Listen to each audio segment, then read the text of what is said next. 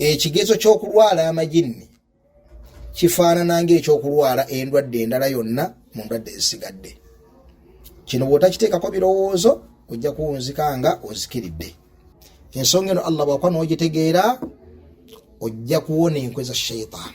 Inna alhamdulillah nahmaduhu wa nasta'inuhu wa nastaghfiruh wa na'udhu billahi min shururi anfusina wa min sayyiati a'malina. Man yahdihillah fala mudilla lahu wa man yudlil fala hadiya lahu.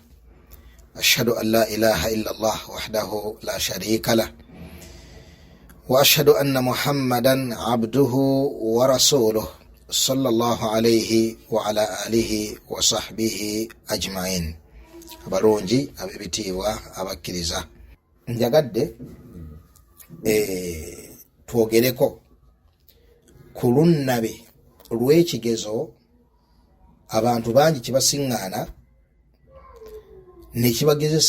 nekigezesa nnyo eddiini yaabwe nga kyekigezo era ekisinga okubalemerera abasinga obungi ne bawunsika nga bakoze eki nga bakaafuwadde ge majinni.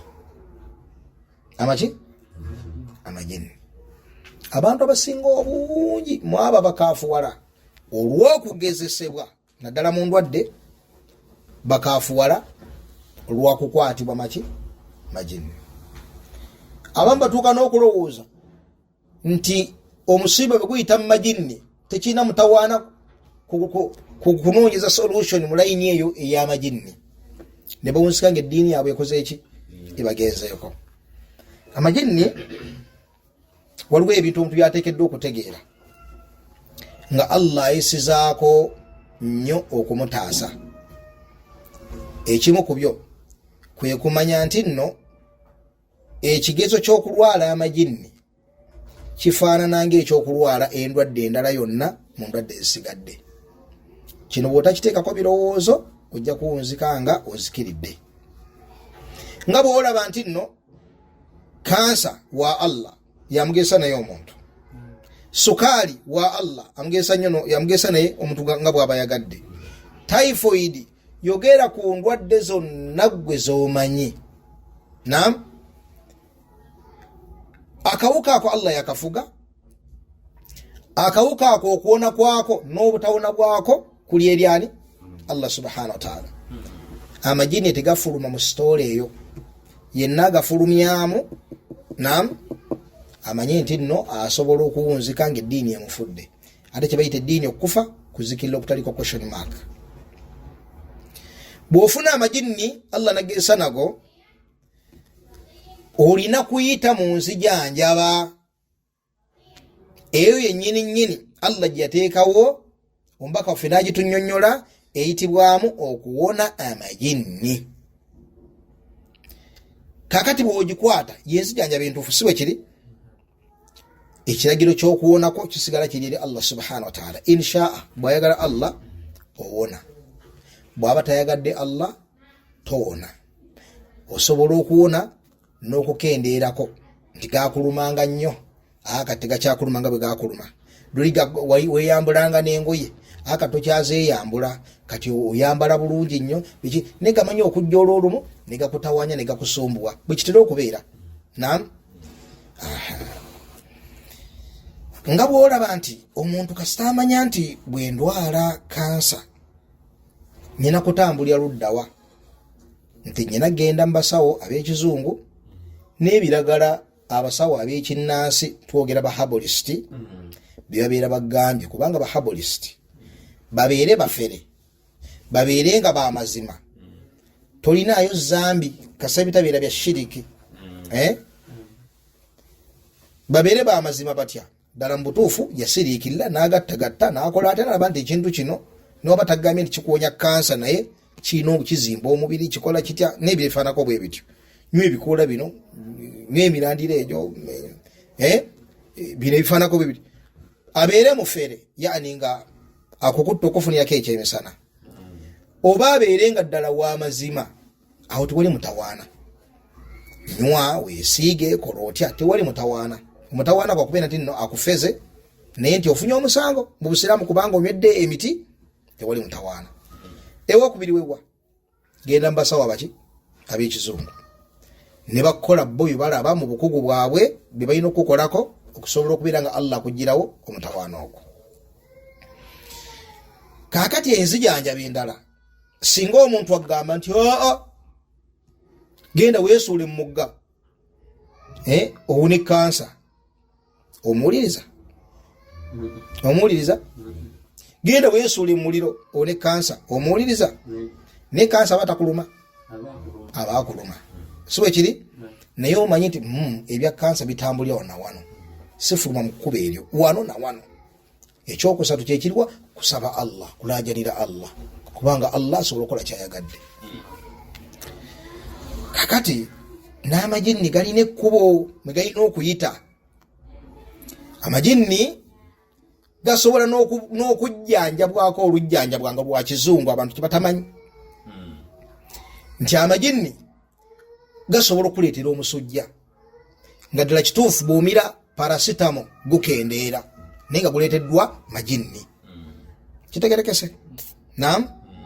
Amajinni gasobola okubeeramu ne galeeta obulwadde ng'obulwadde buli fiziko naye ng'entandikwa ku bulwadde obwo gaali majinni.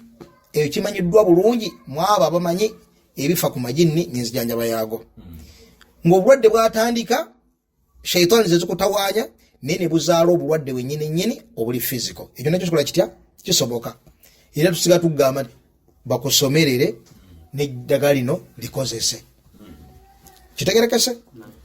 Era bw'otaga nti ati gwomanyi twakutegeera tulaba nti wogenda tukusoma ne gakwogererako ate mu kiriniki okolayo ki? Nyina byempulira nga bya kiriniki, nyina ne byempulira nga bya wano bakujjanjabiro. Almuhimu okutaraddada bayina kiriniki ne ruqya ku nsonga y'amajinni tekirina mutawaana. Okujjanjaba okutambula wakati wa kiriniki ne okusomerera ruqya oba okwesomerera tekirina mutawaana. Mungoberera? Naye enzijanjaba ku majinni efulumaawo ne bagamba nti gendako mu ssabo. Naam. Embeera eno okusinzira bwefaanana n'ebirala byonna ebifaanaganako bwe bityo n'owunzika ng'ogenze mu shayatin, ogenze mu basamize, kifaananira ddala n'okugamba nti olw'okuba kansa akuluddeko gwa mu nnyanja, olw'okuba kansa akuluddeko weesuule mu muliro. Bal kino kibi nnyo n'okusinga gambye ekyo kubanga ekituufu kiri nti gwo guno omuliro ogwoba oguddemu wano ng'ogenze mu bashiriku, muliro gwa lubeerera gwatagenda kuvaamu obugenderevu n'obugenderevu singa obeera teweenenyeza Allah subhanahu wa ta'ala, singa obeera teweenenyereza Allah subhanahu wa ta'ala. Nekitegeeza ki? Ti omuntu yenna bw'ageesibwa n'amajinni ateekeddwa okumanya nti obulwadde obumukutte ekiragiro ky'okuwona kiri eri Allah subhanahu wa ta'ala. Nga bw'olaba nti nno akawuka kano oba obulwadde obulala bwonna omuntu busobola omutwaliriza n'afa nabwo, omulala busobola okuwonera ddala, obulala busobola obutamutwala ne bumusigalamu nga bumutawaanya naga ti maze n'olubuto luno nga lunnumirira myaka kumpi 2, mbaze okugulu kunafuna obulumi mu kugulu lunaku lwe nagenda mu darasa egindi, oba olunaku lwe tunali mu jjuma y'egindi, oba twali tugenze kuziika, oba nali ngenze mu nnimiro n'ebirafaanako bwe bityo. Okuva olwo kunnuma kumazeeko emyaka 15 tebiriwo. Awonye tibiwonye nedda, afudde nti afudde nedda, mwebiri nejjine kisoboka. Tofudde nti likuse, towonye nti owonedde ddala nilikubeeramu. Ate osobola okufa shayatin, osobolera ddala bulungi nnyo okufa shayatin, Allah ng'ayisiriza kuzo. Ekyo nakyo kikola kitya? Kisoboka. Ate osobolera ddala bulungi nnyo okuwona nga kyekikolo nti omuntu kasejjanjaba okujjanjaba okutuufu n'alemerako n'abyala endowooza ennungi ku Allah subhanahu wa ta'ala. Ebiseera ebisinga obungi amajinni gawona ate ne gawonera ddala. Kitegereka?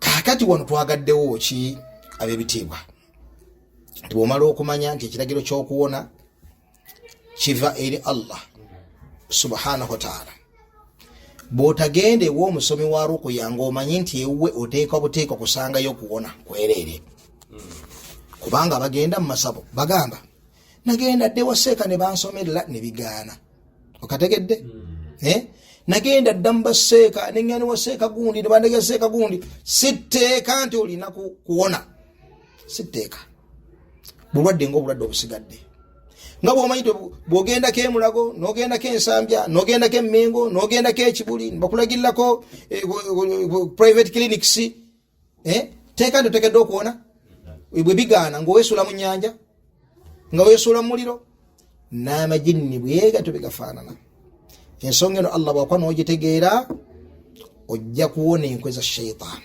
waffaka Allahu al-jamii' lima yuhibbuhu wa yardah walhamdulillahi rabbil alamin.